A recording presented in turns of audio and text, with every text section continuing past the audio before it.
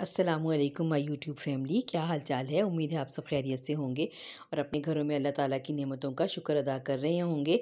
जैसा कि हम सब जानते हैं कि जब सीज़न चेंज होता है तो अक्सर खांसी बहुत आती है और उसके लिए होम रेमेडी के तौर पे हमें हमारे बड़े यही बताते हैं कि अमरूद को, कच्चे अमरूद को जला कर खाएँ, उससे बहुत फ़ायदा होगा और दवाइयों से भी हम दूर रहेंगे। लेकिन आपको मैं बताऊँ कि अल्लाह ताला ने तो हर चीज़ में ही कोई ना कोई ख़ासियत रखी है।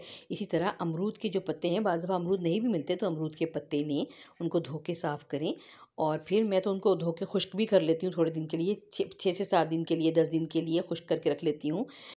अब ये अमरूद के पत्ते जो हैं, ये हम इसका कहवा बनाएंगे और ये इसका कहवा सिर्फ खांसी के लिए ही नहीं काम में आता, बल्कि जो हमारी जो रोज़मर्रा की जो थकावट के बायस जो हमारी टांगों में दर्द हो जाता है या जिस्म में दर्द होता है, ये उसके लिए भी बेहतरीन इसकी रेमेडी है और होम रेमेडी है। तो काम भी करती है ये, क्योंकि मेरी अपनी आजमूदा है।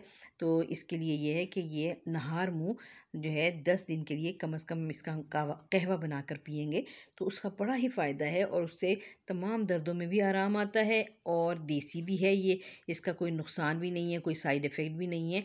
तो चलिए फिर हम फटाफट से इसका कहवा बनाना शुरू करते हैं। इसका कहवा बनाना इंतहाई आसान है। तो चलिए फिर हम इसके लिए हम देखते हैं, 1 कप में हम पानी लें और हमने ये पानी लिया, ये देखिए 1 कप ने हमने पानी लिया और बस फिर इस पानी को हमने बॉयल किया। ये हम बॉयल कर रहे हैं पानी और जैसे ही इसका पानी बॉयल होगा, ये देखिए,